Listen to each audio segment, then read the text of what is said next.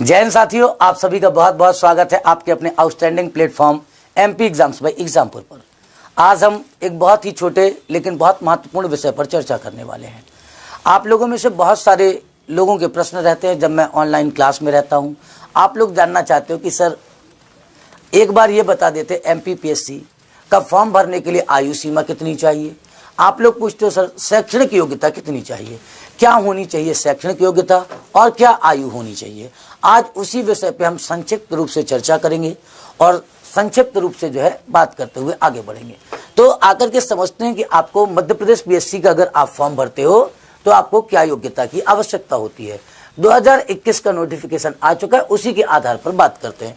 उसके आधार पर अगर बात करते हैं तो देखिए नोटिफिकेशन में आपको लिखा हुआ आएगा, यहाँ पर लिखा है आपका न्यूनतम शैक्षणिक योग्यता। न्यूनतम शैक्षणिक योग्यता के लिए कहता है कि अभ्यर्थी केंद्रीय अधिनियम या राज्य अधिनियम द्वारा स्थापित किसी विश्वविद्यालय या शैक्षणिक संस्थान या आपको क्या दिखाई देता है विश्वविद्यालय अनुदान आयोग आपका 1956 अधिसूचना क्रमांक 3 इसकी बातें करता है। मतलब आपका किसी विश्वविद्यालय से आपके पास क्या होना चाहिए, तो कहता है कि आपकी स्नातक उपाधि धारक होना चाहिए या समतुल्य होना चाहिए। या तो आप स्नातक उपाधि धारक हो या समतुल्य का मतलब क्या होता है आपका, तो आप लोगों ने कभी सुना होगा संस्कृत में डिग्री होती है जिसे हम कहते हैं शास्त्री। ठीक है, क्या होती है आपकी शास्त्री। शास्त्री ठीक वैसे ही समझिएगा जैसे आपका बीए होता है, जैसे आपका क्या होता है बीकॉम होता है आपका। ठीक है, बीकॉम आपको दिखाई देता है बीए बीकॉम या आपका क्या हो जाता है बीएससी। इनमें से कोई एक योग्यता अगर आप रखते हैं तो आप क्या कर सकते हैं, आप इसका फॉर्म भर सकते हैं। ये कौन कहता है, तो ये कहता है आपका नोटिफिकेशन। अब देखिए यहीं पर आपसे एक बात और कहता है नोटिफिकेशन कि आप लोग क्या करोगे। अब आपकी बात आती है आयु सीमा, मतलब आपके पास शैक्षणिक योग्यता में क्या हो, ग्रेजुएशन हो, बस आप ग्रेजुएट होने चाहिए। यहाँ पर प्रतिशत की बात नहीं है कि किसी ने टॉप किया है कॉलेज में या किसी ने स्कूल में टॉप किया, ये सारी बातें इसमें नहीं चाहिए। इसमें सिर्फ क्या चाहिए, आप लोग सिर्फ और सिर्फ ग्रेजुएट होने चाहिए, मतलब आपने स्नातक की उपाधि धारण की हो। ऐसे छात्र क्या कर सकते हैं, आपका इस पर आपका याद रखेंगे, फॉर्म डाल सकते हैं। दूसरी बात समझते हैं इसी में आकर के क्या आपके पास, तो अगला कहता है आपकी आयु कितनी होनी चाहिए। आयु को लेकर के कई बच्चे और कई बहुत सारी भ्रांतियां आपको देखने को मिलती है।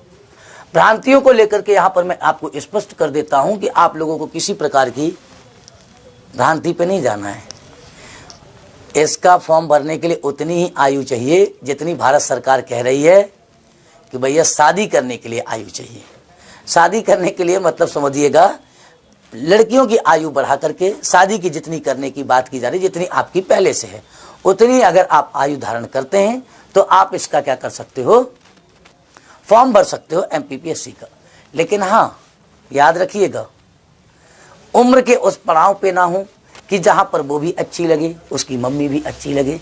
तो इस बात से बचना है कि आप क्या कर सकते हो, गैर वर्दीधारी पदों के लिए आयु कितनी चाहिए, तो याद रखिएगा 21 वर्ष की आयु पूर्ण कर ली हो किंतु 40 वर्ष की आयु पूर्ण ना की हो। मतलब आपका 21 वर्ष से लेकर के 40 वर्ष तक आपकी क्या होनी चाहिए, आयु सीमा होनी चाहिए। ये किसके लिए बात कर रहा है, मध्य प्रदेश के मूल निवासियों के लिए। तो याद रखेंगे मध्य प्रदेश के मूल निवासियों के लिए आपकी सीमा कितनी चाहिए, तो 21 वर्ष की आयु पूर्ण कर ली हो किंतु 40 वर्ष की आयु पूर्ण ना की हो, गैर वर्दीधारी पद के लिए। अब वर्दीधारी पद के लिए क्या कहता है, तो कहता है आपकी वर्दीधारी पद के लिए 21 वर्ष की आयु पूर्ण कर ली हो किंतु 33 वर्ष की आयु आपने पूर्ण ना की हो। इसकी गणना कब से की जाएगी, 1/1/2021 की डेट से की जाएगी। तो याद रखेंगे आप लोग गैर वर्दीधारी पद और वर्दीधारी पद कौन से होते हैं, जैसे आप क्या देखते हो एसडीएम देखते हो। एसडीएम क्या है, आपका सब डिविजनल मजिस्ट्रेट। ये किस तरीके से आपको दिखाई देता है, तो गैर वर्दीधारी पद है।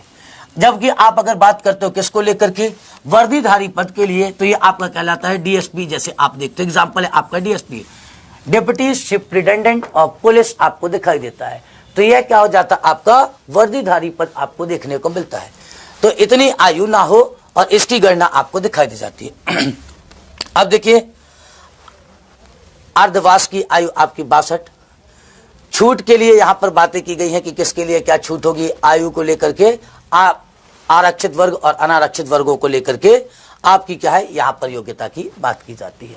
तो अगर आप क्या हैं, आपकी आयु 21 वर्ष पूर्ण हो चुकी है और 40 वर्ष से कम है, आप ग्रेजुएट हैं, आप स्नातक की उपाधि रखते हैं, तो आप क्या कर सकते हो, MPPSC का फॉर्म भर सकते हो। बस ये याद रहे आप स्नातक होने चाहिए। कई बच्चों के प्रश्न रहते हैं कि सर क्या स्नातक अंतिम वर्ष का छात्र इस एग्जाम का फॉर्म भर सकता है या नहीं भर सकता? इस बात को जानने के लिए अगले वीडियो में आप लोग जुड़ना मत भूलिएगा। थैंक यू, आप लोगों का बहुत बहुत आभार, धन्यवाद।